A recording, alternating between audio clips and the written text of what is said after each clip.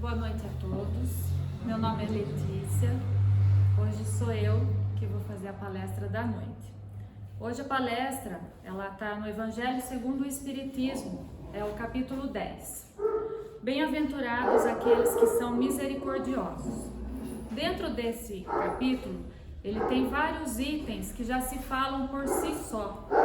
Perdoar para que Deus vos perdoe, reconciliar-se com os adversários, o sacrifício mais agradável a Deus, o argueiro e a trave no olho, não julgueis a fim de que não sejais julgados, e aquele que estiver sem pecado, que atire a primeira pedra.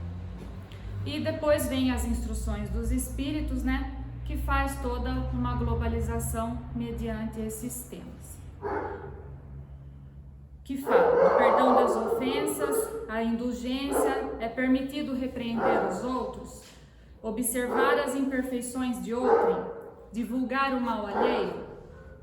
Então nós vamos iniciar hoje com o perdão.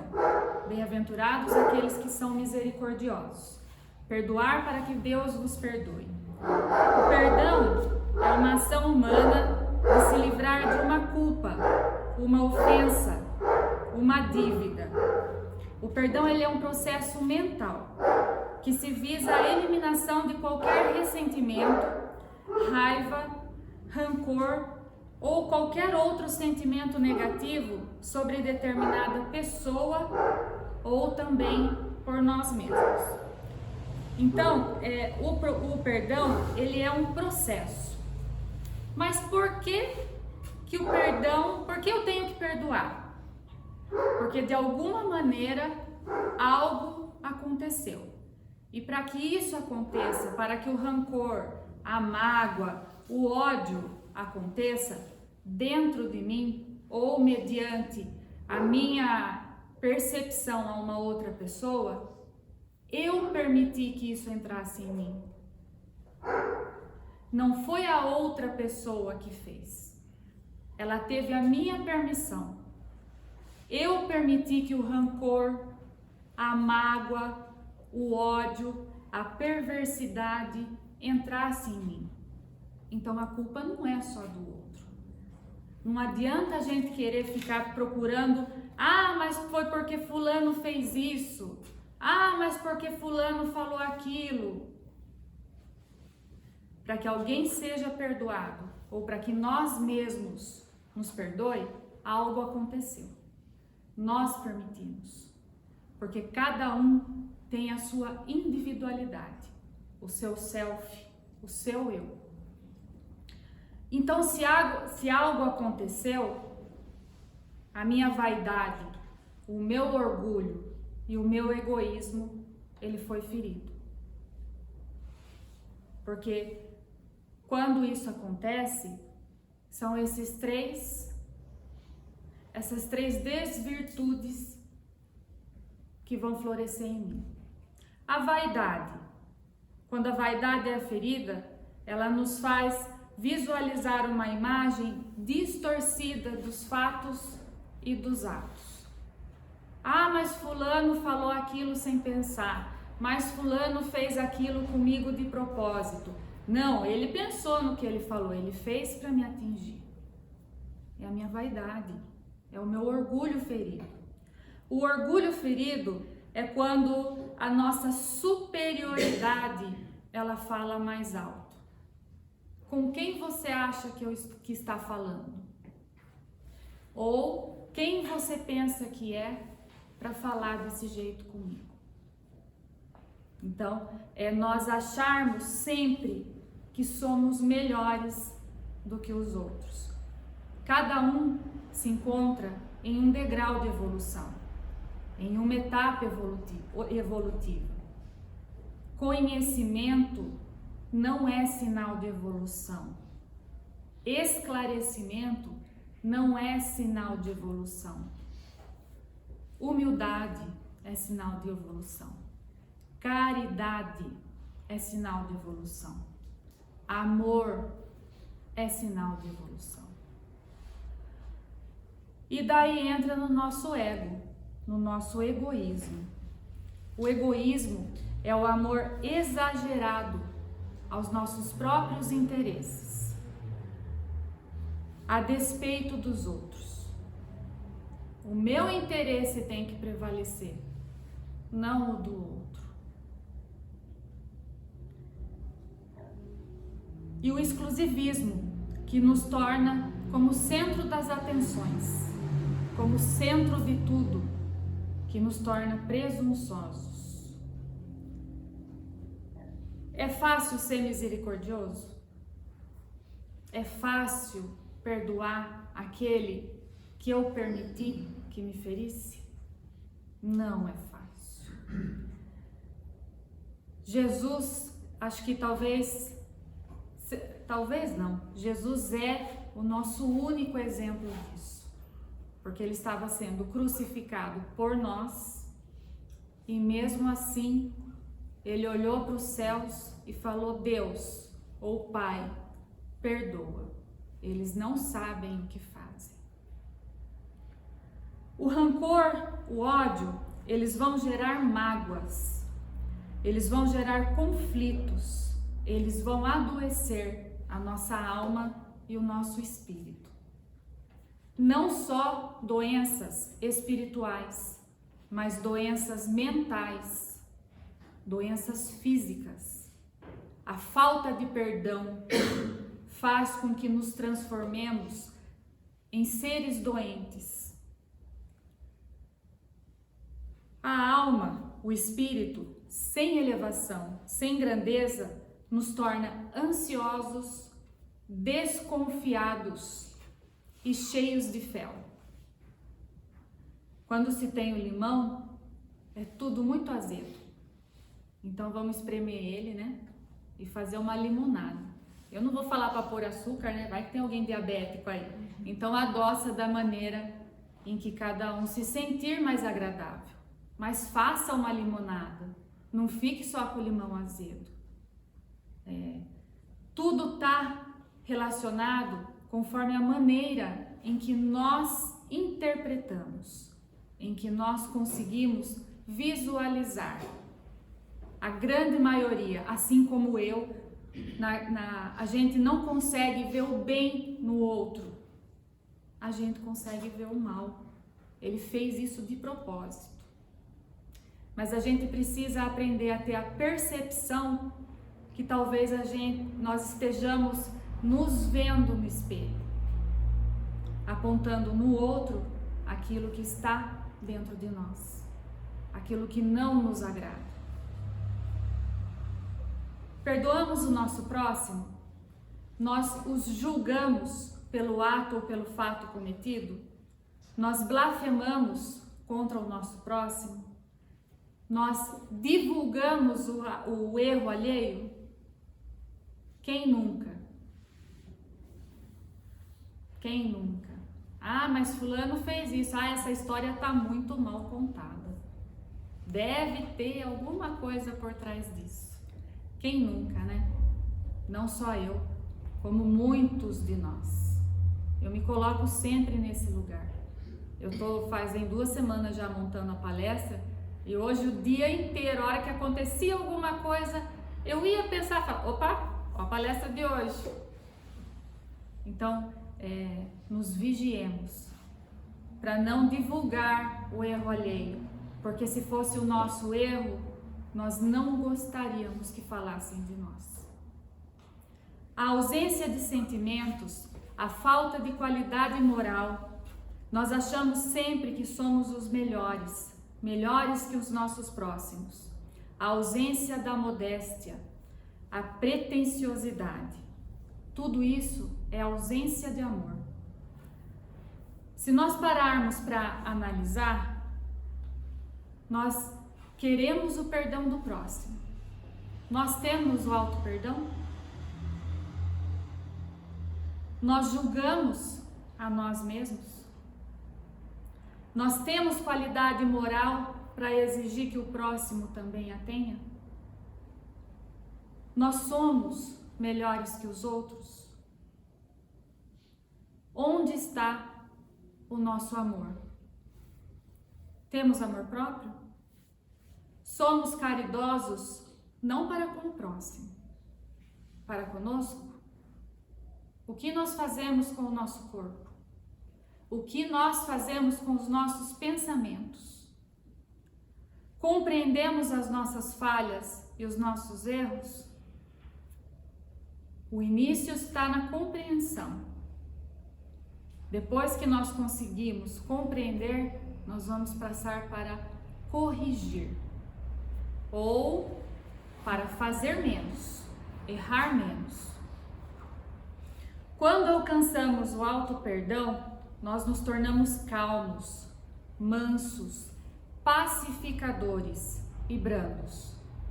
Quando uma outra pessoa vem falar do erro alheio e talvez da vingança em um ato ou em uma palavra, como nós agimos? Nós assopramos a brasa ou nós pacificamos?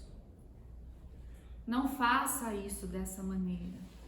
Fale de outra forma. Não haja assim. Isso também é amor. O amor não está só nos elogios, mas também está na repreensão. Veja o exemplo de nossos pais, e se vocês têm filho, de vocês com seus filhos. A repreensão não é um ato mau, é um ato de amor. Isso nos transforma para conseguirmos perdoar o nosso próximo. Existem dois tipos de perdão, segundo o Evangelho.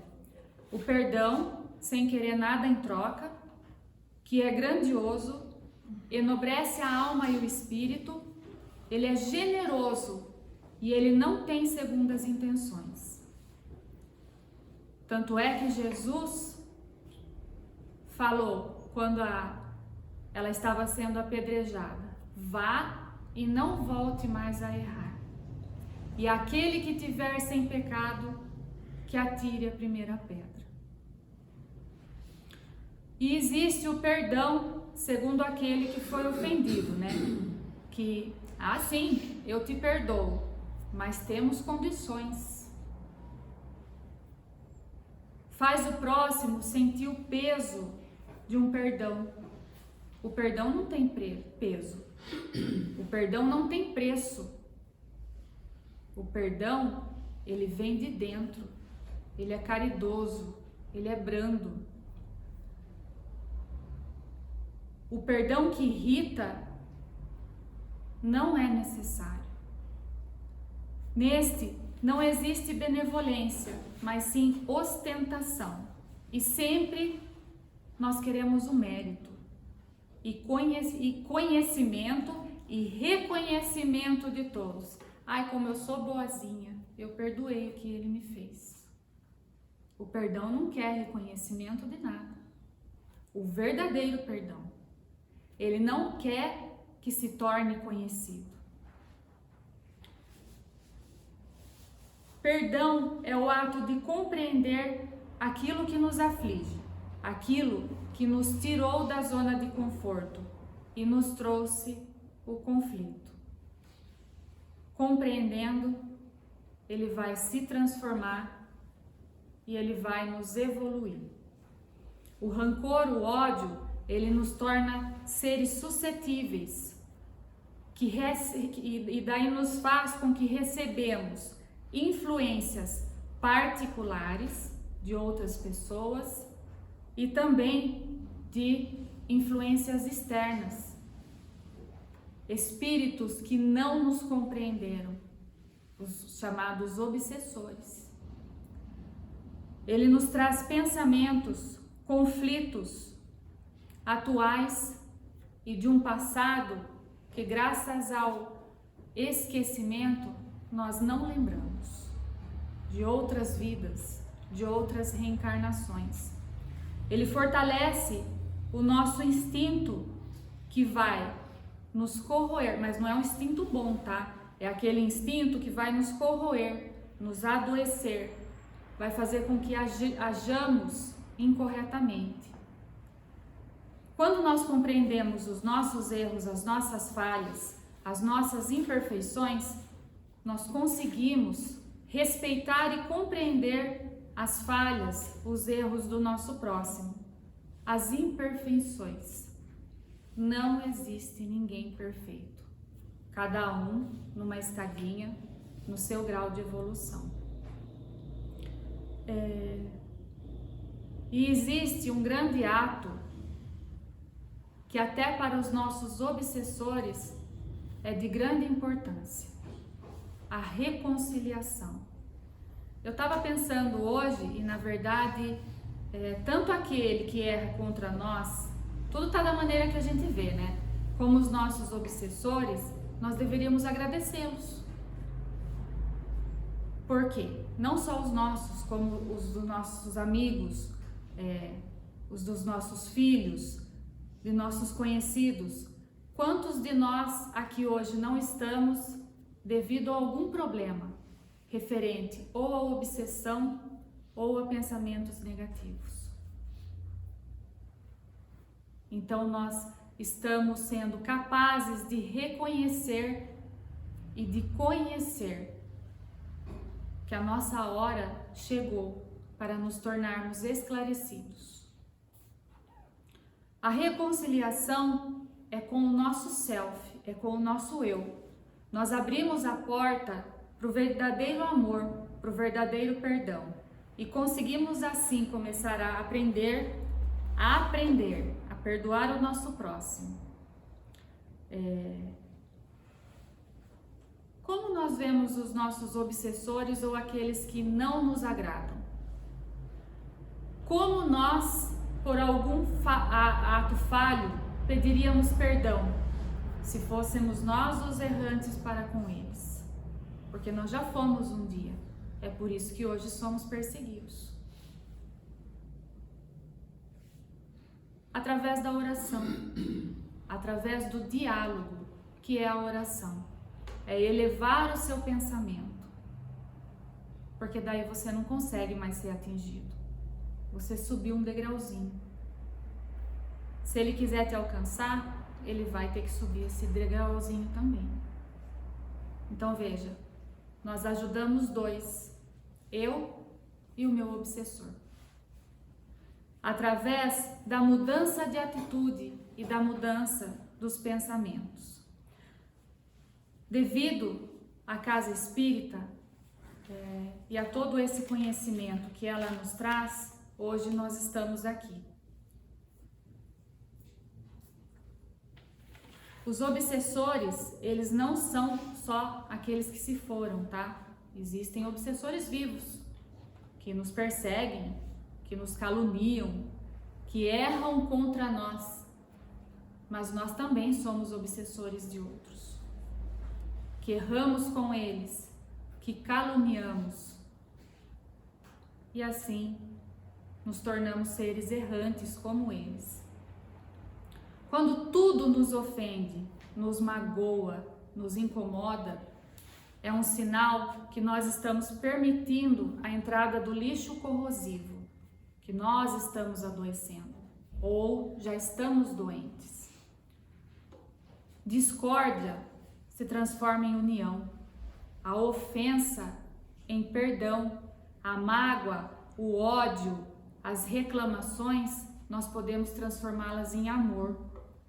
As blasfemações, a maledicência, em alegria e reconforto. E as justificativas que nós sempre encontramos para os nossos erros, nós transformamos em verdade. Tudo se corrige e se melhora conforme aquilo que nós falamos, a maneira que nós falamos. Uma mulher, quando está estressada com o marido, Jesus, sai da frente. Fala. E se ela parasse e respirasse, mesmo com a vontade de enforcar o marido, falasse assim: amor, não faz assim, vamos tentar dessa maneira. Seria melhor. A carga energética seria diferente. Só a maneira de falar já modificou tudo. Então tudo tá da maneira como nós expomos, né? Como nós falamos. Não podemos viver em isolamento, em uma bolha de vidro, né? Segundo o meu pai, né? Um homem muito sábio, por sinal, toda palestra eu falo isso. Nós só vamos evoluir se nós casarmos, se constituirmos família. Mas a minha mãe me entregou, eu e minha irmã, para Santo Antônio, então estou um degrau abaixo. Nossa evolução, ela está em conviver com o próximo, mas não somente com aqueles que nos agradam, mas com aqueles que nós não compreendemos e não nos compreendem, com que temos dificuldade até de estar ao lado, até de ouvir a voz. Quem nunca? Falou, nossa, mas a voz dessa pessoa me irrita tanto. Até o jeito de respirar. Olha como espirra toda hora. Não é? Não julgue para não ser julgado. O perdão, perdoar, ele é libertador. Ele nos protege, ele nos eleva a nossa vibração e não nos cria brecha para que ocorra a contaminação. Paremos de ver o defeito no outro e corrijamos o nosso. Paremos de ver a trave, o argueiro no olho do outro e vamos tirar a que está no nosso olho. Para que possamos auxiliar o outro com brandura, amor e pacificar o coração daquele que se encontra adoecido de rancores, mágoas e ódios. Vamos nos transformar em seres melhores, em seres de luz. E eu costumo fazer a prece de Cáritas, né? E a prece de São Francisco de Assis. E a prece de São Francisco de Assis, se eu quisesse já ler ela no início, ela já seria a palestra inteira. Que ela fala assim, ó: Senhor, fazei-me instrumento de vossa paz. Onde houver ódio, que eu leve o amor. Onde houver ofensa, que eu leve o perdão. Onde houver discórdia, que eu leve a união. Onde houver dúvidas, que eu leve a fé. Onde houver erro, que eu leve a verdade. Onde houver desespero, que eu leve a esperança. Onde houver tristeza, que eu leve a alegria. Onde houver trevas, que eu leve a luz. Ó Mestre, fazei que eu procure mais consolar que ser consolado. Compreender que ser compreendido. Amar que ser amado. Pois é dando que se recebe, e é perdoando que se é perdoado, e é morrendo que se vive para a vida eterna. Nós somos todos filhos de Deus, criação divina em evolução.